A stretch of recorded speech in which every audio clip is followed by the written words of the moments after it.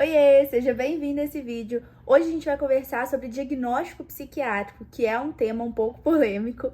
E se caso você ainda não me conheça, meu nome é Ana Luísa, eu sou médica, tô terminando a residência de psiquiatria e tô aqui para desmistificar um pouquinho, né, como que é o atendimento em psiquiatria e ajudar pessoas a viver com menos sofrimento psíquico e mais saúde mental.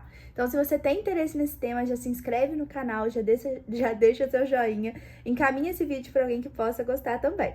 Bom, vamos começar, né? Quando a gente fala, gente, de um diagnóstico psiquiátrico, a gente tem que pensar o seguinte: a definição de normal, o que é normal e o que é patológico, é uma definição muito fluida, né? Não existe uma regra estabelecida do que é o normal e o patológico. A gente vai considerar essas questões a partir da funcionalidade, né? Então, por exemplo, a gente vai falar que não é uma coisa normal uma pessoa que não consegue se levantar da cama, né? A gente considera que isso seja uma coisa patológica. Mas, dependendo do contexto, uma pessoa que não tá conseguindo levantar da cama, mas que tá vivendo um luto recente, que perdeu uma pessoa, um ente querido ontem, isso não é patológico, isso é normal. Então, essa questão do normal e do patológico é uma questão que tá sempre aí permeando essa questão do diagnóstico psiquiátrico. Quando a gente fala da psiquiatria em si, a gente não fala de doença psiquiátrica, a gente fala em transtorno psiquiátrico. Qual que é a diferença? Quando a gente fala de uma doença, a gente tem muito bem estabelecido nos estudos como que é a fisiopatologia disso. Então, por que que acontece isso? Quando a gente tem uma doença, a gente sabe exatamente quais alterações que foram acontecendo para que aquela doença ocorresse.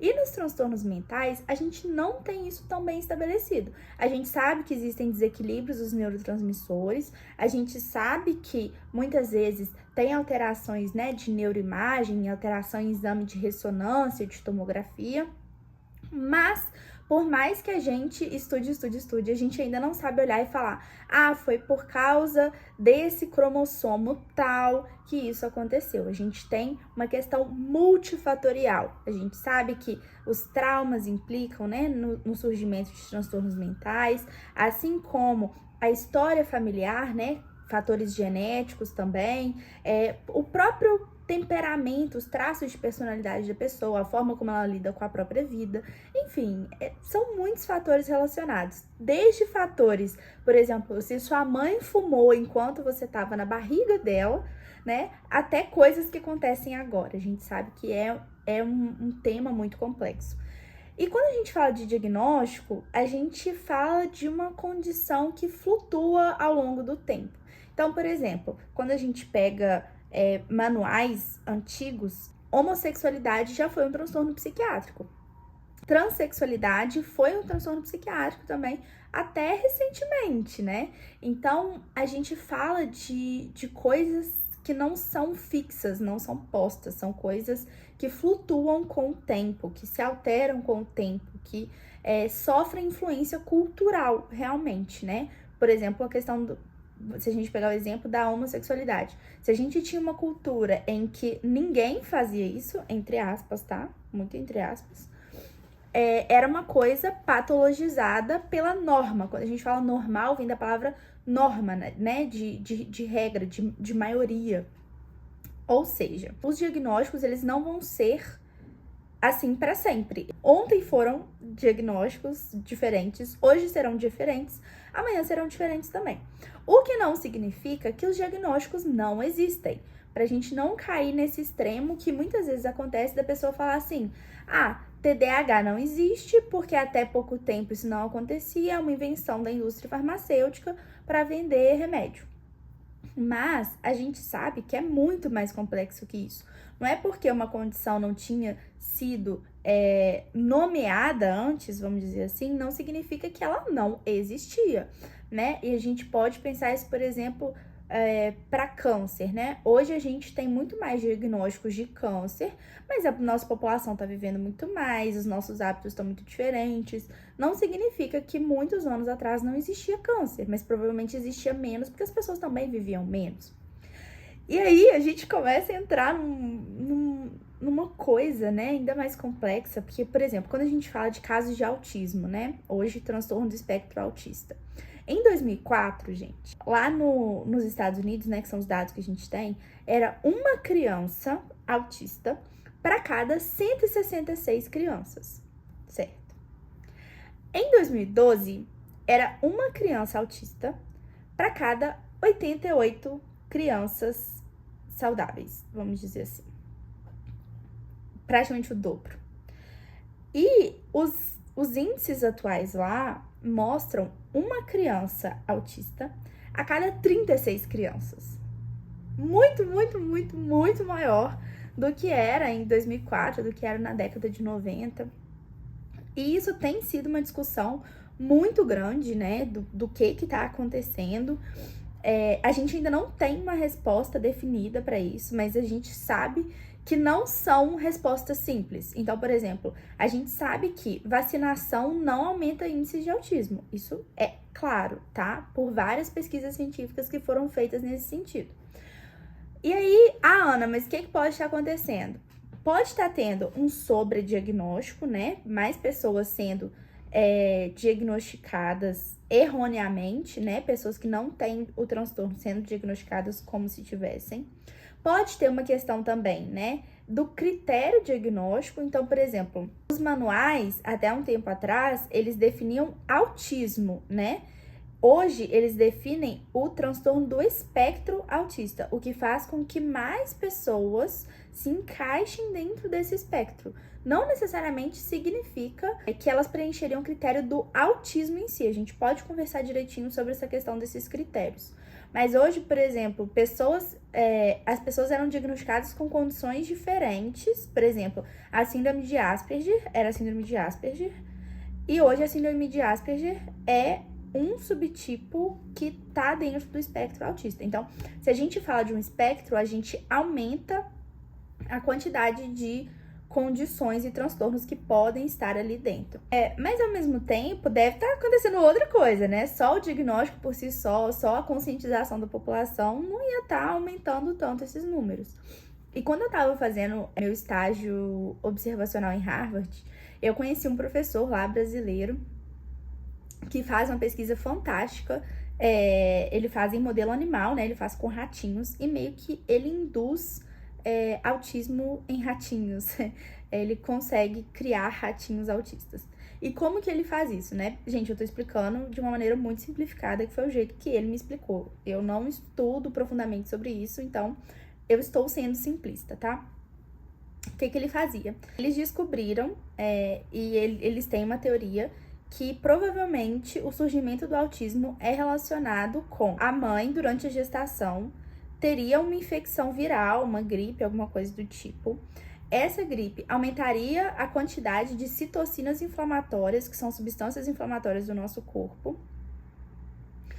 E as bactérias do intestino dessa mulher seriam bactérias disfuncionais por causa da alimentação, né? Então, ela teria uma microbiota disfuncional por causa dessa alimentação. E aí, a combinação dessas bactérias do intestino com essas interleucinas, essas substâncias inflamatórias, atrapalhariam o desenvolvimento neuronal do bebê, do feto, né? E isso poderia culminar em autismo. Essa é a teoria deles. E eles conseguem já fazer isso com ratinhos autistas. Então, eles conseguem mudar as bactérias que estão no intestino lá das ratinhas. E eles percebem que eles conseguem também aumentar os níveis, né, de inflamatórios dos ratinhos. E eles percebem que nascem ratinhos que interagem menos com os outros ratinhos, que ficam mais quietos, que às vezes têm comportamentos diferentes. Então, essas pesquisas já estão sendo feitas.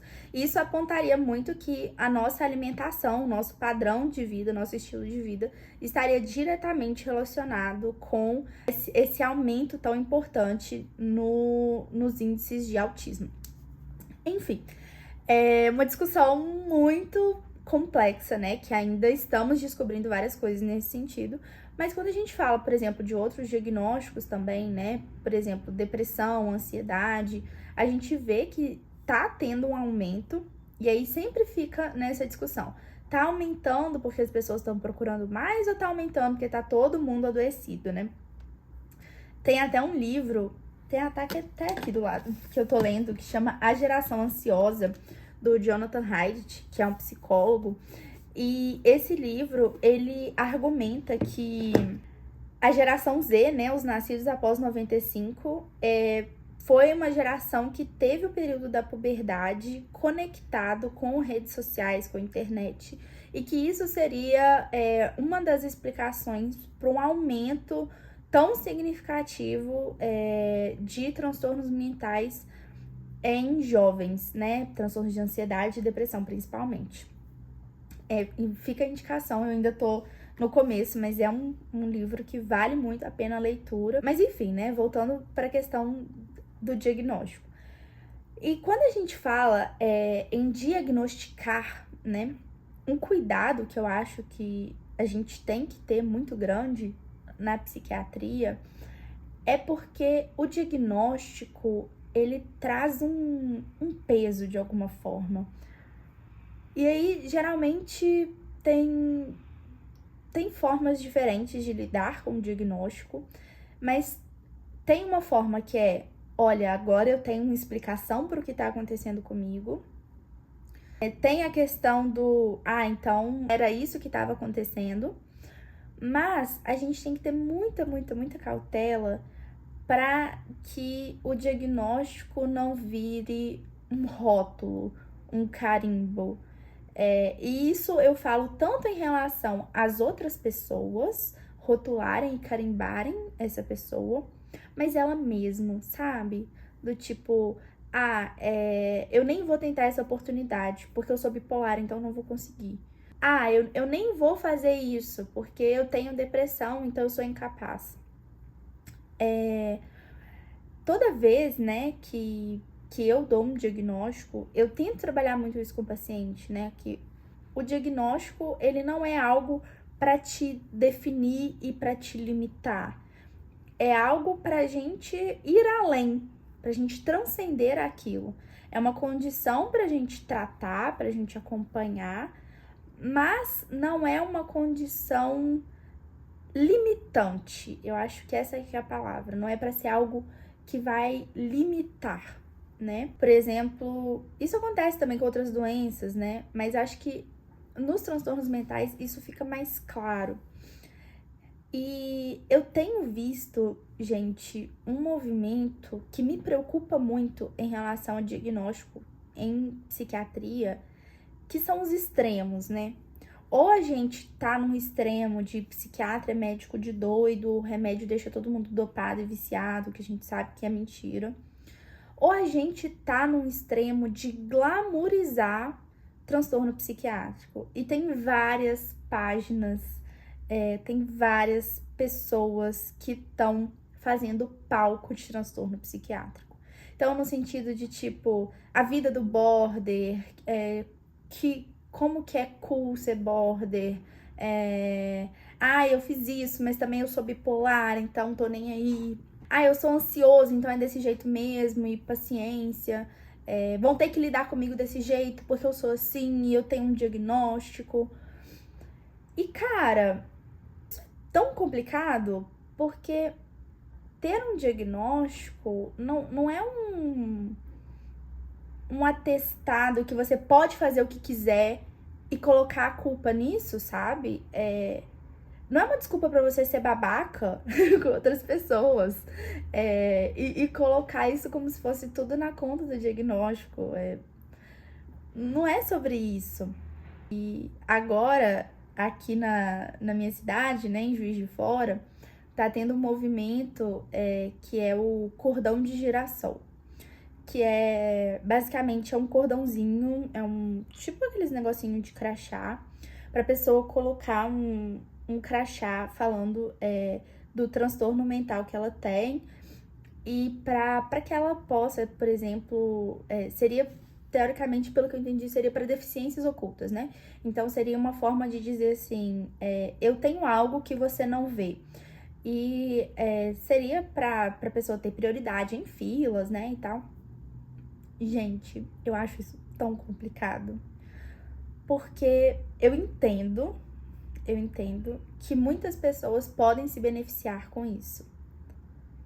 Mas, de certa forma, eu acho que a gente caminhou tanto na psiquiatria para não rotular, né? Nessa questão da gente reduzir o estigma, né? Da gente entender que pessoas que têm transtornos mentais são pessoas normais, são pessoas comuns, né?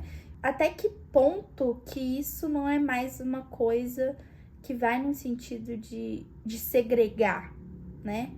Nós os portadores de transtorno mental. E criar essa coisa nós, eles, né? Quando a gente fala de integrar, né, de incluir, geralmente políticas que prevêem a redução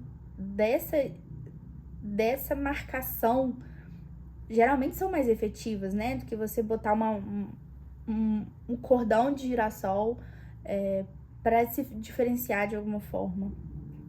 E tem uma discussão que um professor muito querido fez várias vezes, que é: a gente convive bem em sociedade porque a gente sabe que a gente tem regras sociais e que a maioria das pessoas tende a cumprir as regras sociais. Então, quando a gente entende que a pessoa com transtorno mental, ela não é uma pessoa descontrolada, ela não é uma pessoa que tá sem menor tipo de regulação, vamos dizer assim, a gente tem medo, né? Então, a gente precisa pensar na questão do diagnóstico como um caminho e não um fim em si, né? O fim não é receber um diagnóstico, tá, eu tenho depressão, eu tenho ansiedade, eu tenho transtorno bipolar. O que isso diz, né? A gente tem que tentar desvincular o diagnóstico da identidade da pessoa. Identidade é o que você ama fazer, identidade que traz propósito para sua vida, que traz sentido para sua vida. Isso é identidade.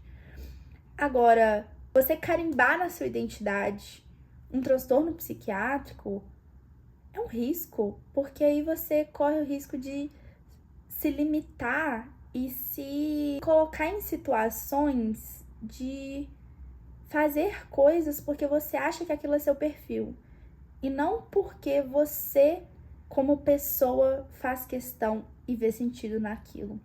Isso é muito complexo, né? Eu falei que era uma coisa polêmica. A gente não pode deixar o diagnóstico virar uma identidade. A gente não pode achar que tá tudo bem você se definir pelo transtorno que você tem. Porque isso faz com que você perca a sua individualidade. O diagnóstico, ele não é individual. Ele é um nome que a gente dá para várias pessoas.